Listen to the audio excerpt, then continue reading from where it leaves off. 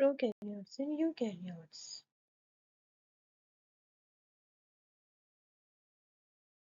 Characteristics of prokaryotes and eukaryotes. If we'll compare, they have a different characteristics in prokaryotes and eukaryotes. Nuclear structure in prokaryotes have circular DNA molecule which is not covered with protein, while in eukaryotes, the complex of DNA and basic proteins are present. In prokaryotes, the dense tangle of the DNA in cytoplasm, while they do not have nuclear membrane, but they have nucleate or nuclear equivalent, while in the eukaryote, in nucleus surrounded by nuclear membrane.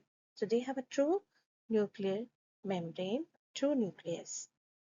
While in the prokaryotes, it's called DNA calls nucleoids and plasmids. In eukaryotes, in nucleus, it's called in nucleus and in mitochondria. Prokaryotes, the cytoplasm, they do not have mitochondria and endoplasmic reticulum, while they have 70S ribosomes. In eukaryotes, they have mitochondria, endoplasmic reticulums, and 80S ribosomes. Cell wall in prokaryotes usually rigid walls with membrane layer, exception mycoplasma, present only in fungi, glucon, mannans, chitin, and chitosan cellulose. In prokaryotes, reproduce by asexual or by binary fission, while in eukaryotes, in most cases sexually, somewhere asexual. Bacteria have a different shapes and size. Cocci-like. These are spherical bacteria, those found in grape-like structure clustered, as in this picture you can see here Staphylococcus. Okay, this is the electron microscope structure, scanning electron microscopic structure. While in the rod bacteria, this is the rod shapes you can see, okay, the straight rod bacteria with rounded ends, and you can see this is also E. coli kind of bacteria, while some are spiral shape.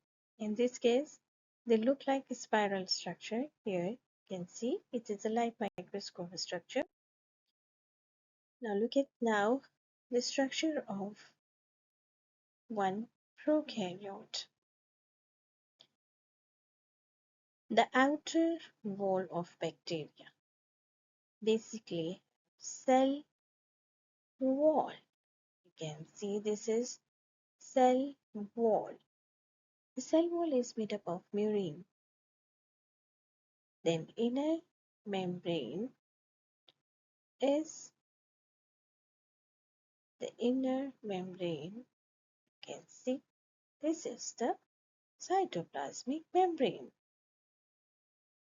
Inside the cytoplasmic membrane, they have plasmid circular DNA, nucleus, 70S ribosomes, where the storage of glycogen, that structure is called metaphosphates.